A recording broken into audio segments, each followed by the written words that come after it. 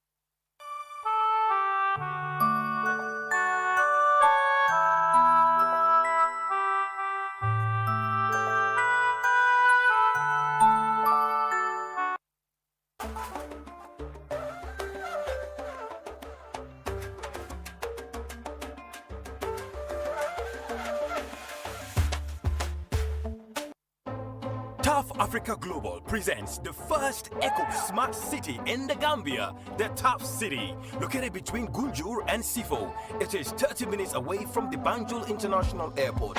At Tough City, you will be able to live, work, play, and shop in a healthy multi-purpose community.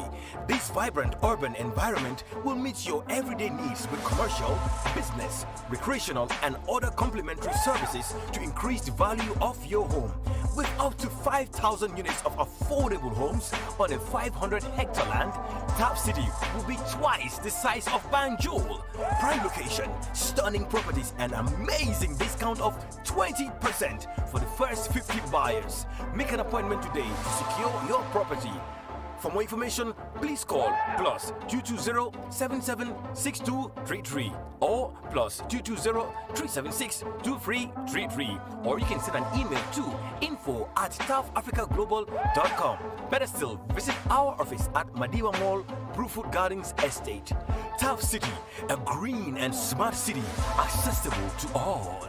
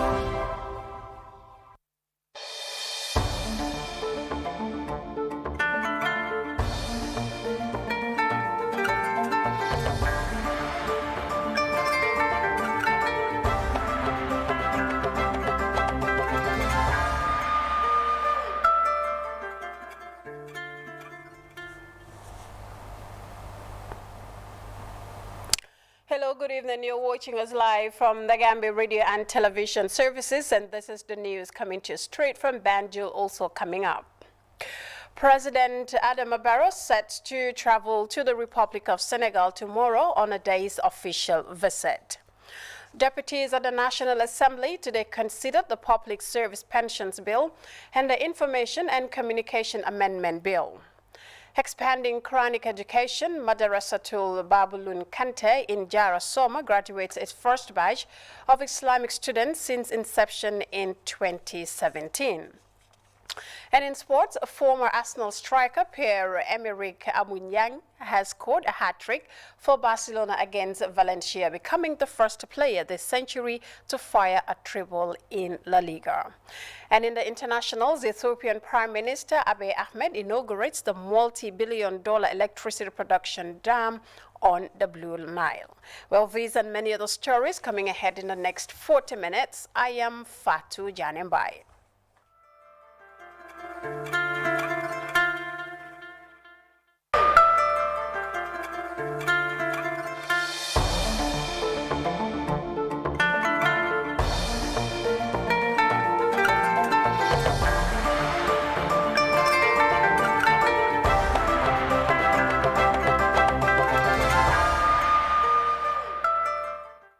Well, many thanks for joining GRTS News, and we begin this edition of the Bulletin with legislative matters, where deputies at the National Assembly today considered the Public Service Pensions Bill and the Information and Communication Amendment Bill presented by the Vice President, Dr. Aissatou Toure, and the Information Minister, Ibrahim Asila, respectively. Meanwhile, the Women Constitutional Amendment Bill, moved by the Honorable Member for Banjul South, Fatoumata Njie, failed to proceed due to lack of quorum to sit over it for the second time since the start of the first ordinary session of the 2022 legislative year.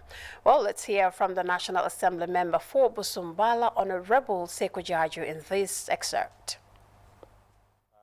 After the correction of our previous minutes of the previous meeting, we have the voting of the Women Constitutional Amendment Bill that was discussed last week. But because of the threshold, we could not, so they referred today. That was to be the first one. Then we have another bill, that is the Public Pension Amendment Bill and the Information Communication Amendment Bill. These are the three things we need to discuss today. But the first one, the Constitutional Amendment Bill, which talks about the women inclusion in the National Assembly, was only left with the voting. Why was it left with the voting? Because it's a constitutional amendment. It's not a mere bill. The 1997 Constitution says any amendment from the Constitution should have a threshold of about 3/3 majority. That means 75% of the members should be present for the voting to happen. So that's why last week when we debated, we came to realize that the members were less than the amount of threshold that was needed. So the Speaker referred to today. So today too, unfortunately, it happens because we need about 42 members to be present for the voting to take place. So unfortunately, we cannot have meet 42 at a time, and then everything has time. So Speaker used her discretion. So that means the bill is naturally dead. It cannot go. But it's unfortunate on our side because we also want to be part of the history to make an amendment like this to happen in our time. But you know, Parliament have procedures, and we go up according to the law of the country. So the Constitution says we need to have about 42 members to be present for it to happen, and then unfortunately we're going to have 42. So that's why the bill, for that bill, Constitutional Amendment Bill, that was brought by my colleague, Honorable Fatoumata Njie, is been rejected. It's dead. It cannot come till next Parliament.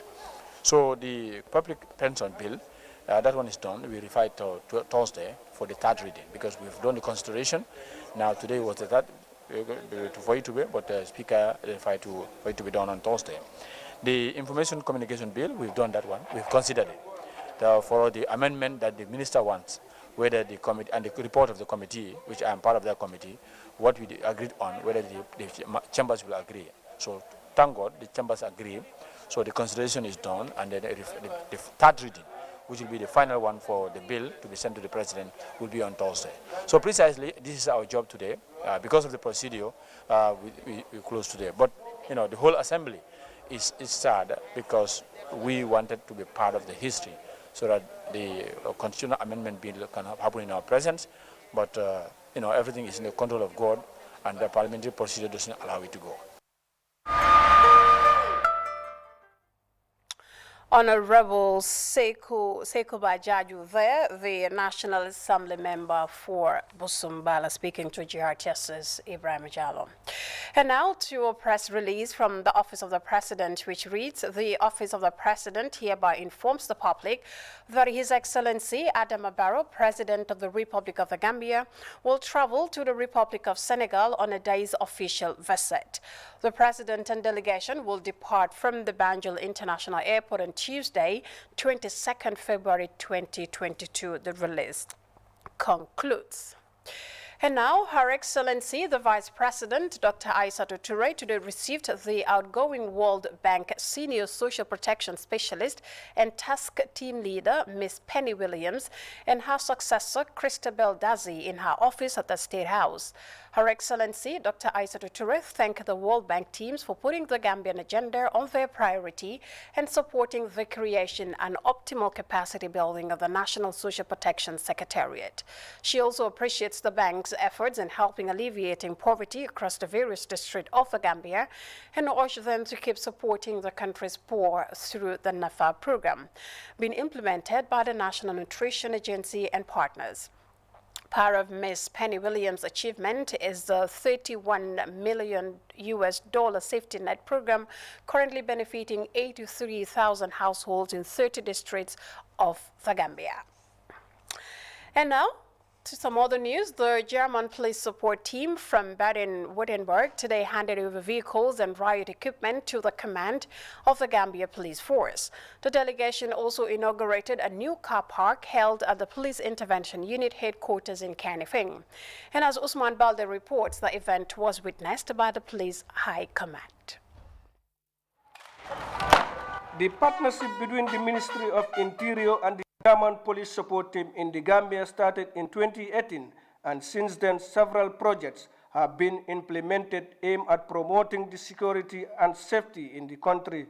Speaking at the inauguration of a new car park at Police Intervention Unit in Kanifing, the State Police Director at Baden-Württemberg, Mr. Martin, explained that his office and the Gambia Police Force has trained 800 police officers in different aspects to better their operations. It's a kind of role model of the cooperation and training between the police of the Gambia and Germany.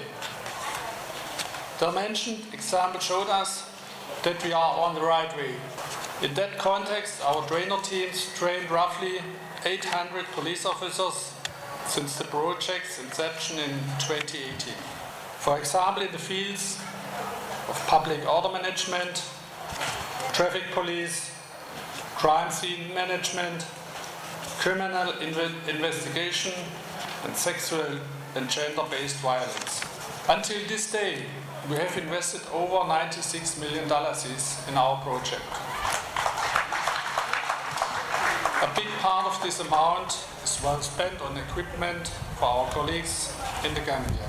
Deputizing the Inspector General of Police, Mamadou Sow, the Deputy Inspector of Police, and Jibril Ngor Seka, also representing the Minister of Interior. Both described the donation as timely, saying their officials would rightfully use their donation timely. There is no coincidence here why this particular German team is so ferociously and tirelessly supporting the Gambian police to ensure that we become a vibrant, sophisticated, effective service delivery system, because we're all aware that our noble institution is tasked to oversee the continuation of society. So when we fail, society fails. Our responsibility is to uphold the pillars of society, to ensure the fabrics of society, the norms and values of societies are passed from one generation to the next in order to usher in a healthy, a wealthy, a vibrant society that everyone is a member. And we have to put this at the back of our mind, that this is a social state of which the life of the 9/10 of the citizen should not be a suicidal struggle, but an essence where everybody is a member. The donated equipments will greatly enhance the operational capacity of Gambia Police Force in the area of public order management and protection of gallant officers in the line of their duty. We are profoundly grateful to the federal German government for their continued support during these past years of very challenging transition period. It is our hope that this partnership will continue to grow from strength to strength for the mutual benefit of our two countries. Mr. Martin used the opportunity to highlight the importance of security in maintaining peace and stability in the country. Our new work as policemen and women is extremely important for the society and the democracy. More than any other agency, the police represent the state and society and enforce the laws of the state. They also guarantee citizens their rights to show them you can trust in the work of the police. The forum was concluded by an inspection of inaugurated facility and donated security items. Usman Bale, GRT's News. And we now shift attention to the West Coast region, where the town's Tailoring Association received 20 sewing machines on a revolving loan scheme payable within a period of 6 months. The industrial sewing machines financed by Reliance Financial Services are meant for members looking to expand investments. The credit partnership seeks to support beneficiaries in a bid to boost the town's dressmaking industry. Details of that in this report. The Lamen Tailoring Association was formed in 2009 with a purpose to bring in together professional tailors residing in the expansive town under a single network, building unity among professionals in the massive dressmaking industry. Coming together has brought more growth for these tailors, with an organization geared towards empowering members through financial social changes. Isa Trawale, the organization Secretary General, is leading a focused development efforts in Lamen's tailoring industry. He outlined the delivery of machines to members as vital project helping to boost dressmaking in Lamen. It will develop it socially and economically because it will increase tailoring work skills and income because you have additional machine. It will increase your work and it will within less time because if you have a efficient machine, it will make your work faster than which is not efficient. So definitely it's going to help us a lot. And others who are behind, it will show them that definitely this association is moving forward. So therefore they will come forward as well to join this association. The Honorable Father of the association and top advisor, Alhaji Yusufa Gomez, believe access to industrial sewing machines will significantly expand the association work and call on other private sectors to empower such associations working to improve the tailoring industry. The private sector to look at this type of trades and really support them. The Financial Reliance Services has done their bit. And thank you very much for coming to the request of the Tailoring Association here in partnership with them to give them this loan so that other members of the association can benefit. I would also appeal to other financial institutions, NGOs, government institutions to support this Tailoring Association to reach, to achieve their objectives. The industrial sewing machines are part of a scheme undertaken with Reliance Financial Services, which is partnering with Performing Sectors Initiative to boost employment and income via smart time, short-time loans.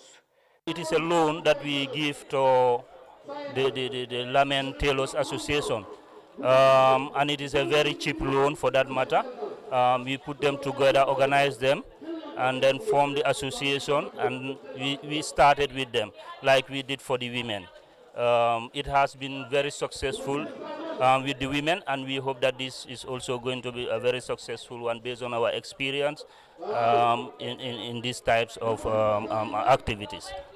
The sewing machines will significantly empower youths in the growing tailoring industry, where access to machinery consistently challenges young tailors looking to break into the dynamic dressmaking sector. Usman Balde, GRTS News. Well, Usman Balde there reporting. And now Regional Development Advocacy Group, TUSTAN, has staged one of the biggest dialogue seminars on rural programs initiated across the Central River region. The Technical Advisory Committee Review Forum was earmarked to evaluate and share information on the implementation of the organization's projects in a region it continued to make its mark for more than a decade. Modula Minsani has details of that in this report. First time this year, TUSTAN has gathered members of the Technical Advisory Committee in the Central River region to jointly review their activities over the years. The important review and information sharing session featured discussions on key issues as TUSTAN moves to implement its project plans in over 60 communities in the Central River region. Discussions here started with TUSTAN field officers who stood up to deliver insight of the organization's work within the region since it started implementing programs in 2020, as well outline project plans to be implemented. How the community empowerment program is able to empower the communities gradually, which is a gradual process, but then how communities also start to have a better understanding of the fact that they are also part of development, and development could start from the grassroots. This is what the government needs. The development approach have to be shifted to be bottom-up approach. So that cannot be achieved if the people don't understand the basic issues around development, and most importantly their own involvement. To decide what is good for their community so that they can have ownership and sustainability. The crucial gathering for regional head of institutions reviewed TUSTAN's engagements in the region and forwarded recommendations for the future. Strategic objectives of the NDP and the work we are doing, they are very much aligned. But then at the end of the day, TAC members are singularly important because the government and the people are here to stay. NGOs, our projects have a timeline. At the end of the day, one day we will go and expand and scale our program to other communities in this region or other regions of the Gambia. But the knowledge and skills that TUSTAN is able to impact on the people will remain. So, but TAC members and local authorities need to have this understanding for the purpose of sustainability and continuity. Let's concentrate on our performance. Let's concentrate on our works and our duties and responsibilities we owe to the state. We owe it to ourselves, we owe it to our family, our children, and we owe it to generations yet unborn. It will be a sin on all of us to neglect our responsibilities. Brothers, we have a lot at stake. I thank TUSTAN once again. They are definitely in no way relenting in what they are supposed to do for us to achieve what we really desire. At the end of the forum, TUSTAN and these relevant partners will be putting together strategic ideas for implementation through the Community Empowerment Program targeting 60 communities in the region. Mudlamin Sane reporting for GRTS News from the Central River region. And from the Central River region, we now shift to the Lower River region, where Madarasatu Babulun Kante in Jara Soma over the weekend held its first graduation ceremony since its inception in 2017. The ceremony, attended by dignitaries and Islamic scholars from across the country, witnessed the graduation of 13 students who memorized the Holy Quran. Alajimbai tells us more. أعوذ بالله من الشيطان الرجيم بسم الله الرحمن الرحيم. Perhaps one of the most difficult but the most important task for the believers of the Islamic faith is to memorize the Holy Quran, a feat achieved by these 13 young men and women within a period of 5 years and some even shorter. 13 students at Madarasatu Babulun Kante in Soma were over the weekend certified by the school for completing their Quranic memorization course at the center. ليس البر أن تولوا وجوهكم قبل المشرق والمغرب ولكن البر من آمن بالله واليوم الآخر والملائكة والكتاب والنبيين وآتى المال على حبه. Speaking at the ceremony, the guest speaker, Sheikh Abdul Kabir Samura, a renowned Islamic scholar, spoke on the importance of learning the Quran and propagating the Islamic faith. The Sheikh advised people to be God-fearing and seek for religious knowledge and as well support Quranic memorization centers across the country and beyond. The founder of the school, Sheikh Mustafa Kante, described the graduation of the 13 students as the biggest stride registered by the school so far. He thanked the parents, children, and other stakeholders for supporting the center. Kante also highlighted lack of good and adequate classes, as well as furniture, amongst other challenges faced by the school. They only have 3 substandard classes, which are also used as accommodation for students staying at the center. The classes have neither furniture nor adequate electricity. Students at the center sit on mats during lessons. Kante appealed for support from government, NGOs, and philanthropists to promote and strengthen the memorization of the Quran at the center. Several other speakers, including the representative of the school management committee, Mustafa Sise, assured their support to the development of the center. The climax of the event was the recitation of some verses of the Holy Quran by each member of the graduating class. Alif Lam Ra Tilka ayatul kitabi wa Qur'anin mubin Rubbama yawaddu alladhina kafaru law kanu muslimin wa ma lahum alla yu'adhibahum Allahu wa hum yasudduna anil masjidil haram. The historic event was attended by parents and loved ones, as well as Islamic scholars from various parts of the country. Alhaji Mbaye, GRTS News. Well, from that report by our regional correspondent in the Lower River region, we now take a quick break. When we return, we'll take a look at some sports news. To stay with us.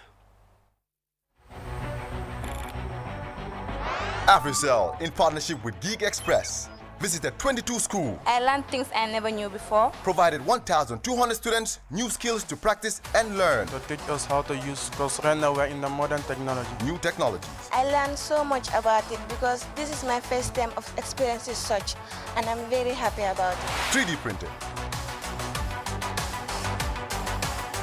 Robotics. It was really fun, and then we got to learn new things, especially about robots. Electronics, VR and AR. Drone enables students to explore new opportunities. But I've never done it like with real life and then fixing objects on my own, so it's been a pleasure. New information connects students to the technology world. There wouldn't be a future without you. You are the future. AfriCell, the Gambia's leading network. In life, we always aspire to have the best. This can only be guaranteed by perfect health and well-being. Welcome to AQA Medical Diagnostics. At AQA Laboratory, you're always guaranteed and assured the best of services. No need to travel overseas for your medical tests. AQA's got you covered at the most affordable prices. For all your chemistry tests, including liver and function, lipids, hormonal profile, cancer antigens, anti-nuclear antibody, full blood count differentials, and many more. From the simplest of tests to the most complex, AQA Lab is the place for you. Walk into AQA Laboratory today at Canifin Estate Junction and receive the best of services from highly trained Gambian biomedical scientists. Or better yet, call us on 28-999-77 or 514-6882 to be served from the comfort of your home. Health is wealth. Get it right. AQA is the answer. At AQA Laboratory, affordable quality service is always assured.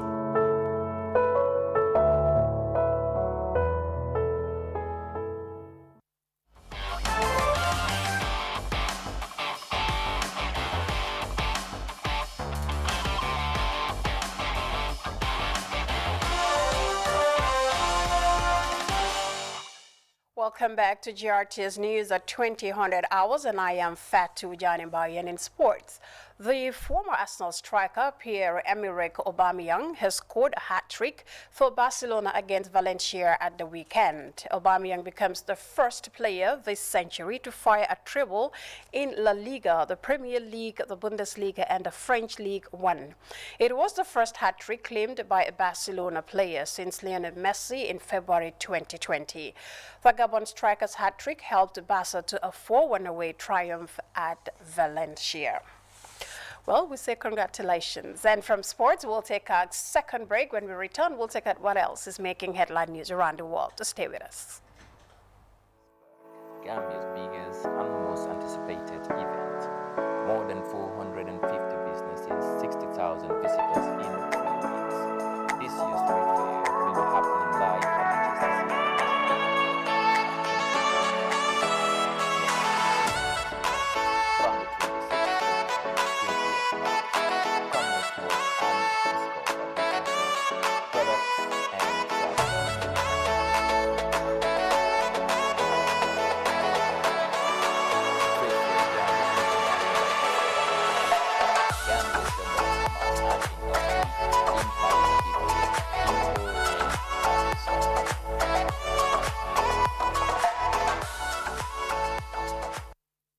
Welcome back and off to the internationals, where Ethiopian Prime Minister Abiy Ahmed yesterday officially inaugurated the multi-billion-dollar electricity production mega dam on the Blue Nile. The Great Dam was built by Ethiopians, but for its neighbors, despite being opposed by Egypt and Sudan in a wide protest that started in 2011. The Grand Ethiopian Dam is said to be the largest hydroelectric scheme in Africa. France 24 picks up the rest of that story. Great fanfare, Ethiopian Prime Minister Abiy Ahmed inaugurates the start of electricity production at the Great Ethiopian Renaissance Dam. Over 10 years after breaking ground, Africa's largest dam and hydroelectric power plant is now operational, standing 145 meters tall and stretching a 1.8 kilometer wide section of the Blue Nile. The project has faced funding difficulties, with taxpayers' money going towards the dam, which is estimated to have cost $4.2 billion. A source of national pride, the dam has sown discord with Egypt and Sudan, two countries downstream of the project which worry about their water supply.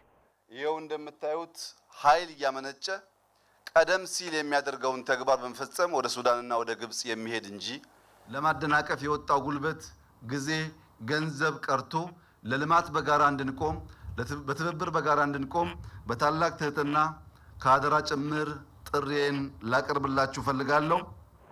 After announcing that it had fallen below the water poverty line in January, Cairo is demanding that Ethiopia not fill up the dam too fast and regularly threatens military intervention. Last summer, the UN urged diplomatic discussions between three countries. Those calls, however, didn't stop Ethiopia from pushing ahead with the second phase of filling in July.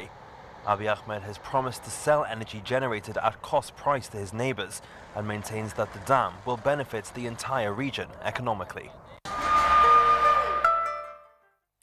And Iran's President Ibrahim Raisi arrived in Qatar on his first visit to a Gulf Arab state on Monday for a major gas summit that will be dominated by tensions over Ukraine. Raisi and Qatar's Emir Sheikh Tamim bin Hamad Al Thani, a close U.S. ally, are also expected to discuss growing efforts to revive a stalled international deal to regulate Iran's nuclear program. Details of that in this report.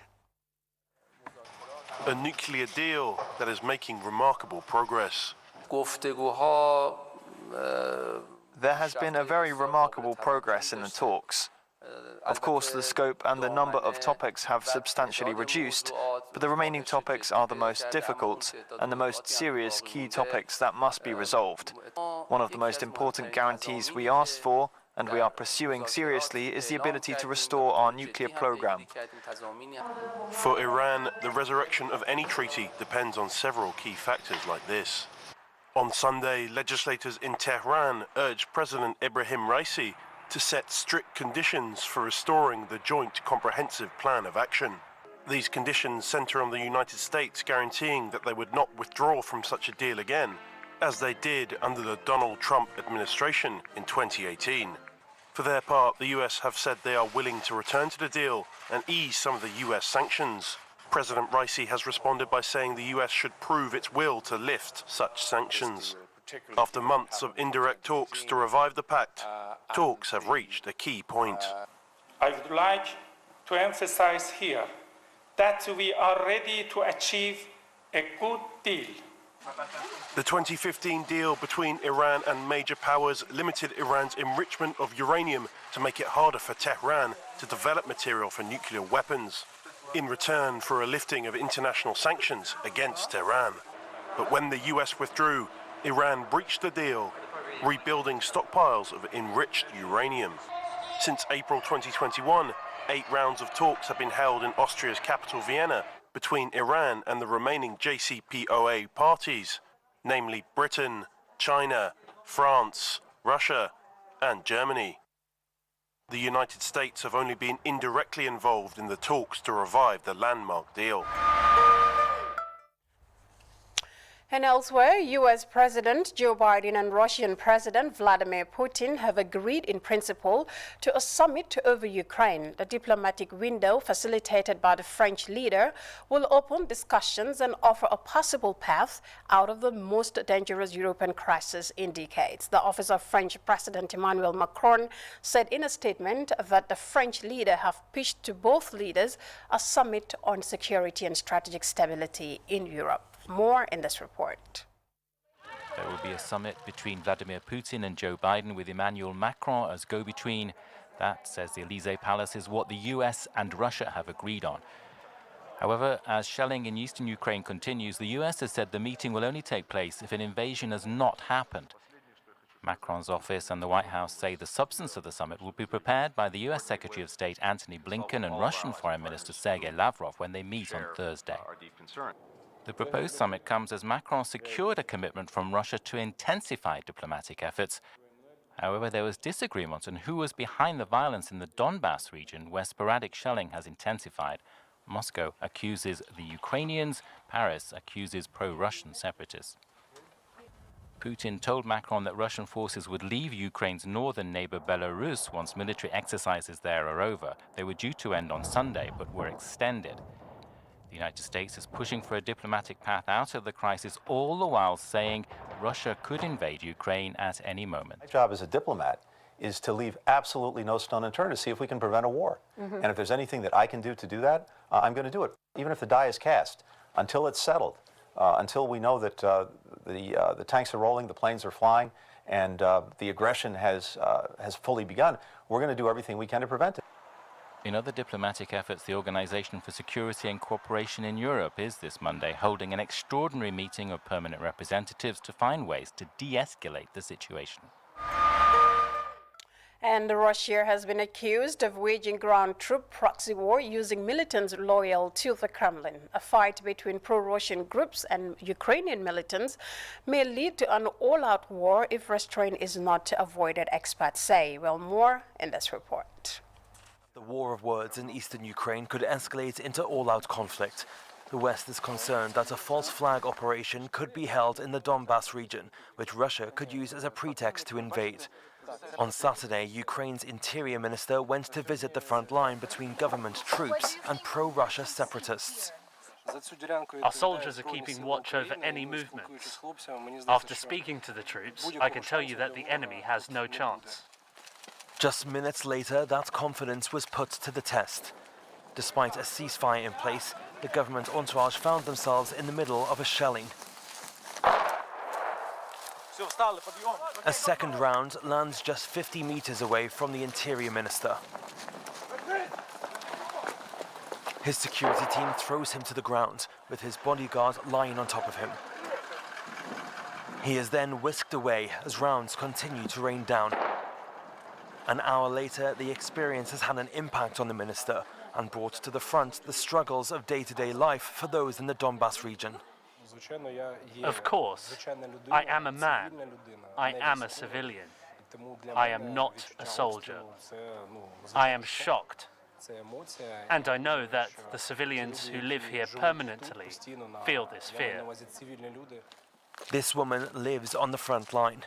As tensions between Russia and Ukraine and the West have heightened, she is spending increasingly more time in her underground bunker. After weeks of uncertainty, the stress of the situation is taking a toll on her. I don't have anywhere else to go. Where else can I escape to? Nowhere. Ukrainian soldiers continue to have a big presence on the ground. Some have been sent to collect projectiles fired by the separatists, who accuse government forces of also shelling. An uptick in bombardments now threatens the fragile ceasefire. Monitors for the Organization for Security and Cooperation in Europe said that almost 2,000 violations were reported on Saturday alone.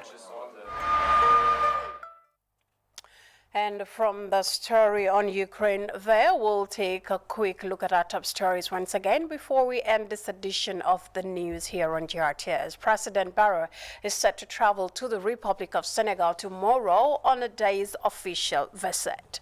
Deputies of the National Assembly have considered the Public Service Pensions Bill and the Information and Communication Amendment Bill, respectively. In expanding Quranic education, Madrasa to Babylon Kante in Jarasoma has graduated its first batch of Islamic students since inception in 2017. And in sports, former Arsenal striker Pierre-Emerick Aubameyang has scored a hat-trick for Barcelona against Valencia, becoming the first player this century to fire a treble in La Liga. And in the internationals, Ethiopian Prime Minister Abiy Ahmed has inaugurated the multi-billion-dollar electricity production dam on the Blue Nile. That was all in this edition of the news at 2000 hours. I am Fatu Janiba, and I'll see you again at 2200 hours for a more extension version of the news. Until then, many thanks for watching.